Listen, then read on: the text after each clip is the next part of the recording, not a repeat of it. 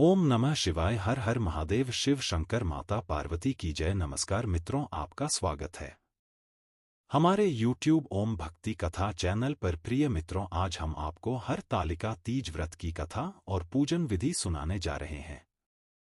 यह व्रत सुहागिन महिलाएं अपने पति की लंबी आयु के लिए रखती है। अगर मित्रों इस वीडियो पर नए हैं तो वीडियो को लाइक करें और हमारे चैनल को सब्सक्राइब करें। तो चलिए मित्रों, आगे की कथा की ओर। यह कथा भगवान शिव शंभू ने माता पार्वती जी को सुनाए थे। एक बार भगवान शिव ने माता पार्वती से बोले कि हे देवी, बहुत समय पूर्व तुमने मुझे अपने पति के रूप में पाने के लिए हिमालय पर कठोर तप किया था। उस दौरान तुमने सिर्फ सूखे पत्ते चबाकर अपने दिन व्यतीत किए थे। धूप, गर्मी, बरसात, सर्दी, हर मौसम में तुमने अपना तप जारी रखा। इससे तुम्हारे पिता पर्वतराज काफी दुखी थे। इसी बीच नारद मुनि तुम्हारे घर पहुंचे।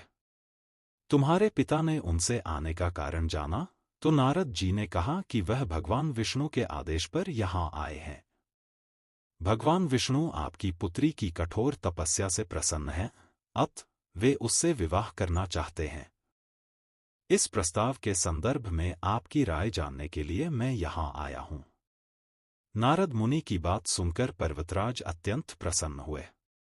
उन्होंने नारद जी से कहा कि वह इसे प्रस्ताव को स्वीकार करते हैं और अपनी पुत्री का विवाह भगवान विष्णु से करने के लिए तैयार हैं।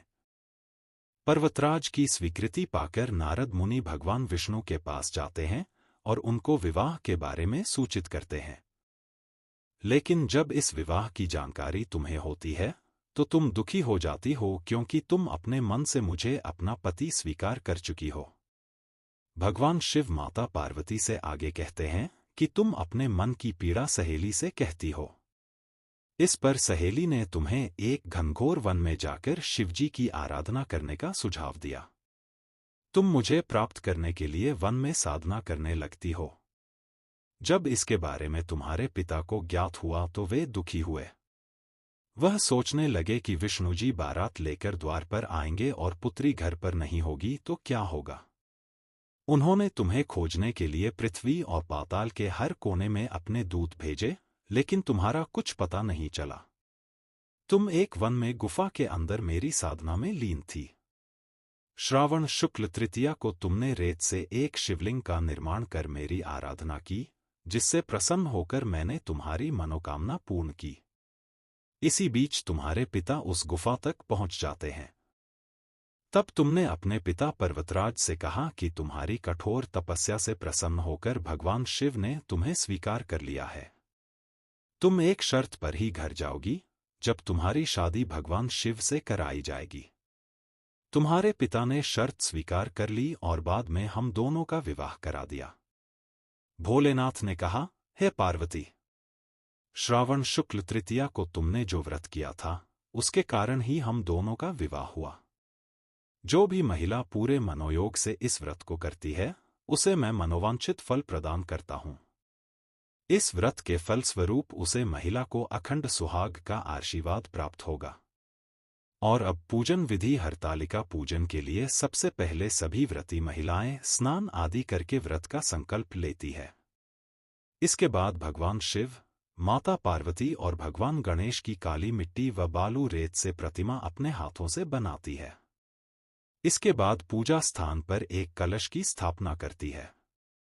इसके बाद पूजा स्थान को सुंदर फूलों से सजाकर उस पर एक चौकी रखती है। इसके बाद उस चौकी पर केले के पत्ते रखकर भगवान शिवशंकर, माता पार्वती और भगवान गणेश की प्रतिमा या फोटो स्थापित करती है। इसके बाद सभी देवी देवताओं का आह्वान करते हुए भगवान शिव, माता पार्वती और भगवान गणेश का पूरे विधि विधान के साथ पूजन करती है। इसके बाद सभी सुहागिन महिलाएं सुहाग की पिटारी में सुहाग की सभी सामग्री रखकर माता पार्वती को चढ़ाती है। इसमें भगवान शिव जी को धोती और गमछा चढ़ाती है।